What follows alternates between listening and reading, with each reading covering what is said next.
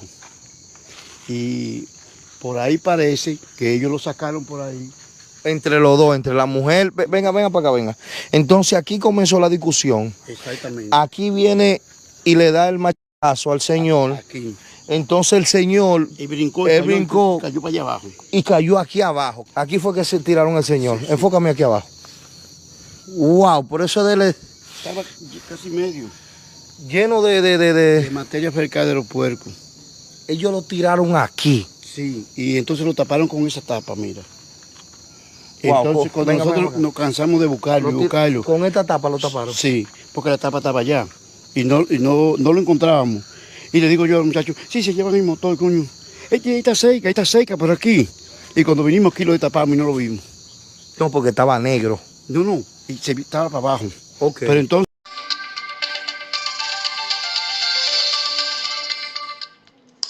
Nous disons gros bonjour, bonsoir à toutes les amis levés campés pour nous sauver Haïti. Jeudi, c'est jeudi 26 février 2026. C'est un plaisir pour nous servir. Nous disons bon Dieu mettre la vie à merci qui permet de notre la caille chaque auditeur, auditrice pour une nouvelle émission. Nous remercions tout le monde qui a suivi nous, et spécialement même qui est abonné, qui va nous like et de nous partager. Et nous dit bienvenue avec tout le monde qui va nous pour la première fois. Nous de seule façon qu'à supporter nous ici, c'est abonner avec nous, nous like et de nous partager vidéo. Partager dans le groupe WhatsApp, partager dans le groupe Facebook, partager sur Instagram. Toujours qui nous commente pour nous gagner information qui compte suivre nous. Pour chaque fois gagner information neuve, n'importe où pour quand on couche la caille ou dormir, quand on chita sur t-shirt ou faire manger, n'a pas toute information, n'a pas de mythe ou pas pour déplacer ni ou pas pour payer ni ou centave.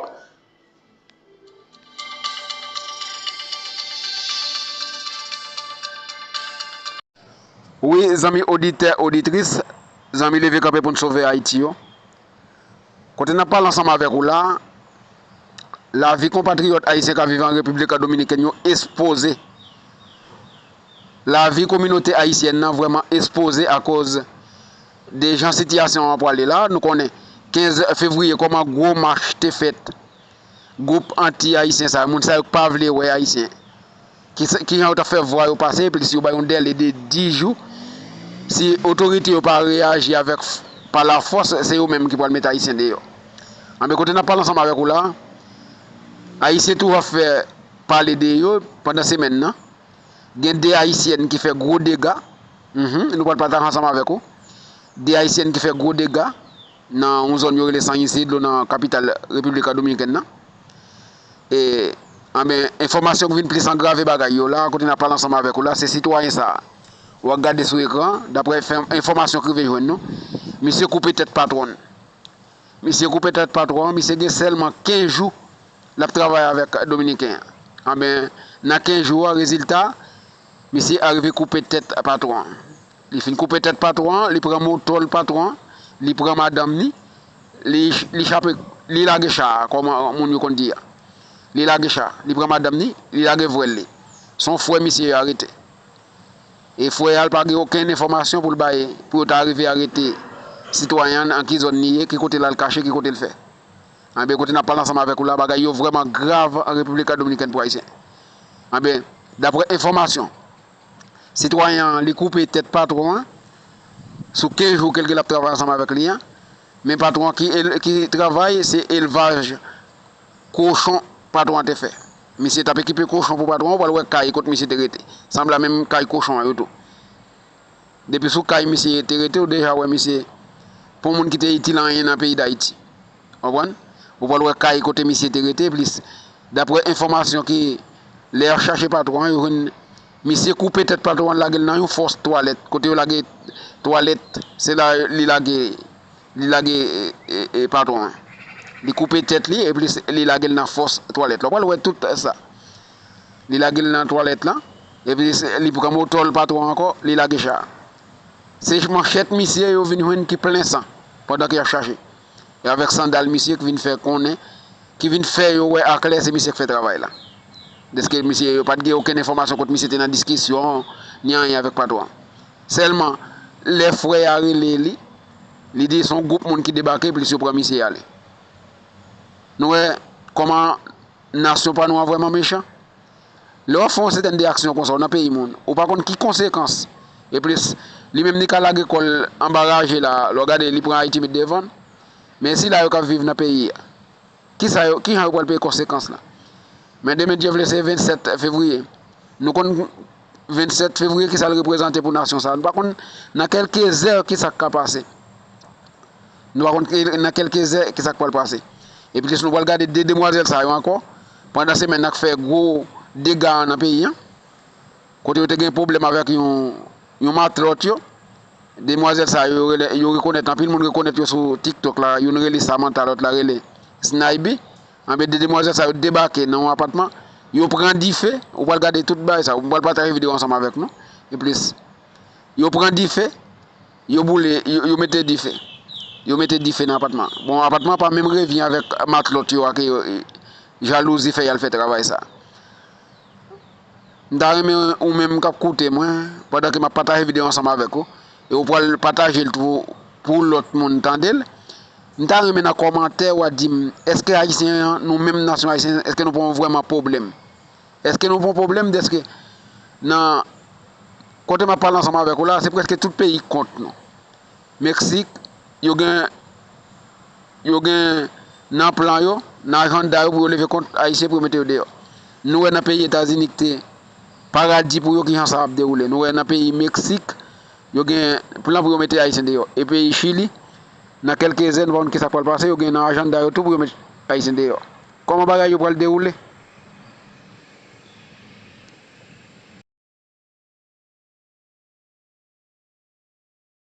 Yo de menos y lo llama, ese lo haya apagado y no le coge llamada ni nada. Y ahí inmediatamente comenzó la búsqueda. Ok, cuando comenzó la búsqueda, vinieron aquí y no hallaron rastro. No, buscamos todo, buscamos por todas partes y no aparece ni motor ni nada. ¿No sospecharon del haitiano de una vez? Pues claro que sí, porque fue que nosotros, hay otro haitiano que vivía ahí y dijo que él se hubiera montado en el motor del patrón y se lo llevó él y su mujer y se fueron. Wow, que todavía no aparece el haitiano, según lo que tengo entendido. No aparece todavía, ni el motor ni nada de eso. Él tuvo chance para limpiar el desastre que hizo con el señor, claro porque sí. Según lo que veo, le dio el machazo aquí y no apareció lo que es la sangre. Sí, apareció sangre. ¿Apareció sangre? Sí, apareció el machete, con que él le dio el machetazo, que le mochó la cabeza. Mira, justamente ahí ve, fue que comenzó la discusión, parece. ¿A dónde? Ahí. ¿Podemos mostrarme aquí? Mira. ¿A dónde? Donde están los cubos blancos por ahí. Ahí fue que comenzó la discusión, parece, porque supuestamente él cayó abajo. Y de ahí, entonces, parece que lo sacó por allá y lo metió en la cisterna que está del agua atrás de eso ahí. O vamos a pasar para que nos expliquen mejor la situación. Estamos aquí, que vamos a cruzar para donde comenzó la discusión, que el haitiano le quitó la vida. Pero lo más sorprendente de esto, venga, es que aquí vivía un primo de él también. Primo mío ahí. Y hacen hoy, el domingo van a ser 9 días, que es la vela, que lo encontramos ahí. Ok, Sí. Hace 9 días Sí, que lo encontramos en el patio ahí. Ahora se está diciendo que podría ser el haitiano también. que había llevado 2 aquí. Exactamente. Wow. Ese todavía 9 días, el domingo en la vela. ¿Qué dicen? ¿Por qué fue? Ya decimos que podía ser el mismo haitiano porque lo encontramos ahí. ¿Pero cómo se veía? ¿Se veía o cómo? No, él se veía normal. Pero el haitiano vivía aquí con su Ya mujer. vivía aquí ahí. Sí. Wow, estamos hablando de una persona peligrosa. Sí. Wow. Aquí en Haití hay muchos ladrones, atracadores, matones que se han pasado por nuestra isla. Acabar con nosotros. ¿Tenían problemas el primo de usted y el haitiano que le quitó la vida al señor? Que yo sepa no. Así que vamos ahí donde empezó el problema de verdad, que ellos comenzaron a discutir.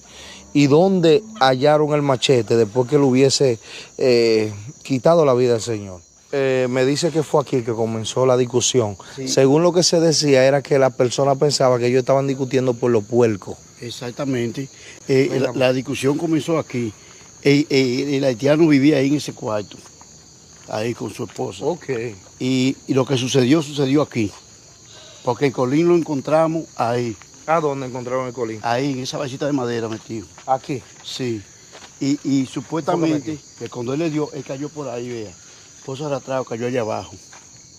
Y por ahí parece que ellos lo sacaron por ahí Entre los dos, entre la mujer. Venga para acá, venga. Entonces aquí comenzó la discusión. Exactamente. Aquí viene y le da el machazo al señor. Aquí. Entonces el señor Y brincó, él brincó cayó para allá abajo. y cayó aquí abajo. ¿Cómo se dieron cuenta que vino siendo aquí?